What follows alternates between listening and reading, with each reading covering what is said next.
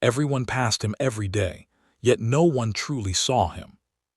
On the east side of Chicago, where tall glass buildings cast long afternoon shadows over a wide green city park, Daniel Harper sat on the same wooden bench every morning.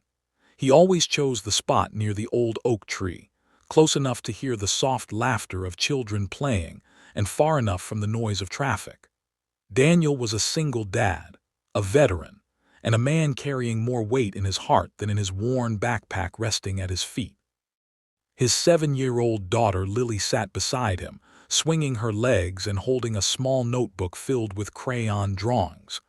Daniel watched her quietly, making sure she was warm enough in her faded jacket. He never complained. He never asked for help. People assumed he was just another struggling man, someone life had passed by. What they didn't know was that Daniel had once worn a uniform with pride. He had served his country overseas, survived long nights filled with fear, and returned home hopping for peace. Instead, he came back to silence. His wife passed away after a sudden illness, leaving him alone with Lily and a heart full of unanswered prayers. Bills stacked up. Jobs came and went. Eventually, the small apartment disappeared too. Each morning, Daniel packed Lily's school bag carefully. He made sure her hair was neat and her smile stayed bright.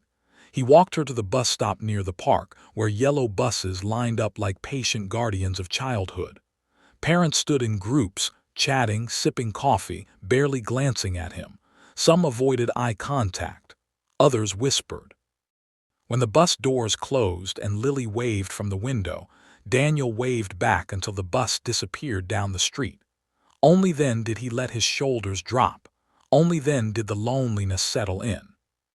One chilly afternoon, as autumn leaves danced across the park path, Daniel noticed an elderly man struggling near the bus stop.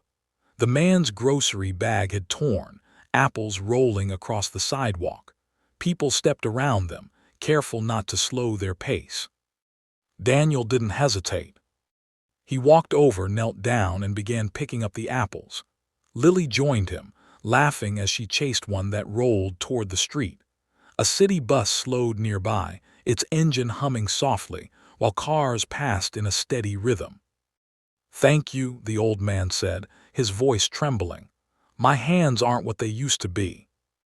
Daniel smiled gently. "Happens to all of us sooner or later."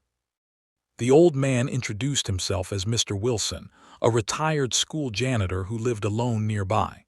As Daniel helped him gather the groceries, something shifted. A small connection formed. Nothing dramatic, just kindness, quiet and real. Before leaving, Daniel offered to walk Mr. Wilson home. It took only a few minutes, but those minutes mattered.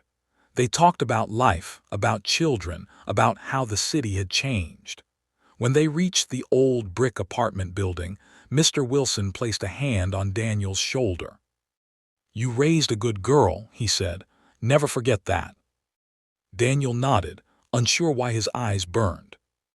That evening, as Daniel and Lily sat on their bench watching the sun dip behind the skyline, a helicopter passed overhead, heading toward the nearby hospital. Lily pointed up, fascinated. "Daddy, do you think the people inside are okay?" she asked. Daniel looked at the sky, then at his daughter. "I hope someone is being kind to them today," he replied softly. He didn't know it yet, but that simple act of kindness would ripple outward, changing more lives than he could ever imagine. The next morning felt different. Daniel noticed it the moment he arrived at the park. The air was crisp, the grass wet with dew, and sunlight filtered through the trees like a quiet blessing. Lily skipped beside him, humming to herself. As they reached the bus stop, something unexpected happened. Mr. Wilson was there. He waved eagerly, holding 2 paper cups of hot coffee and a small carton of chocolate milk. "For you and the little artist," he said with a smile.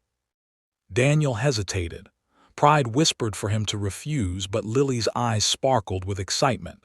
He accepted, murmuring a grateful thank you.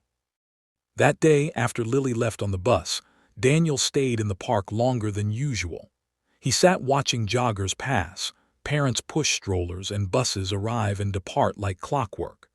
A city bus driver named Maria Lopez noticed him and offered a friendly nod each time she passed. By the end of the week, small things began to change. Maria started saving Daniel a free transit pass whenever she could. A cafe owner across the street left a bag of warm pastries on the bench every Friday morning.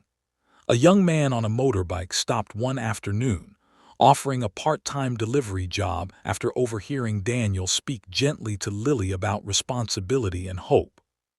None of these people knew Daniel's full story. They only knew his kindness. The biggest challenge came quietly.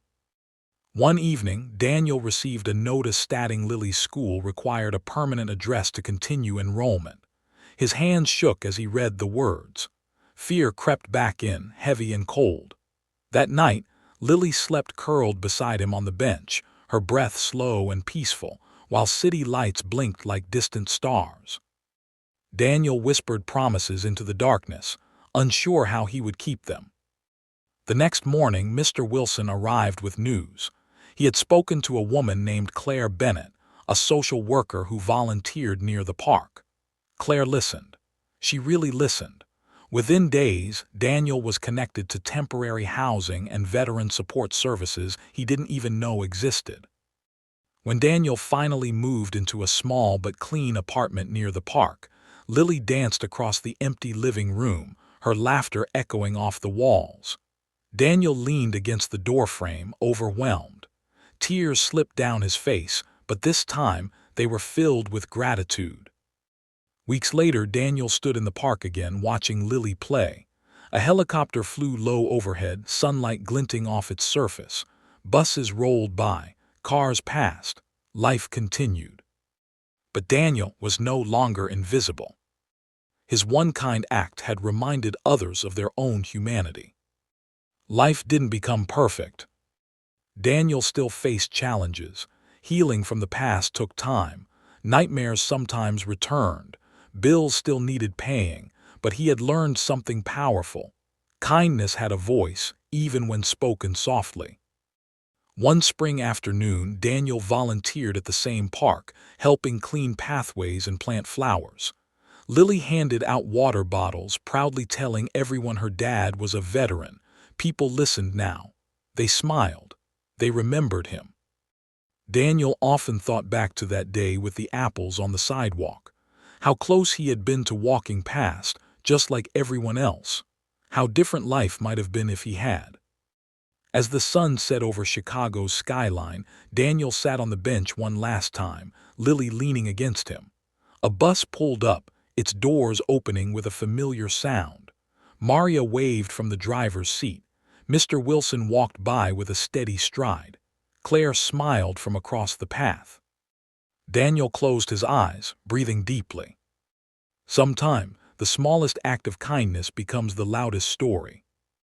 Dear viewers, if this story touched your heart even a little, we invite you to be part of this kindness journey. Please take a moment to comment below and share your thoughts. Your words may inspire someone who feels unseen today. Don't forget to like this video if it moved you, and share it with your friends and family so this message of compassion can reach even more hearts.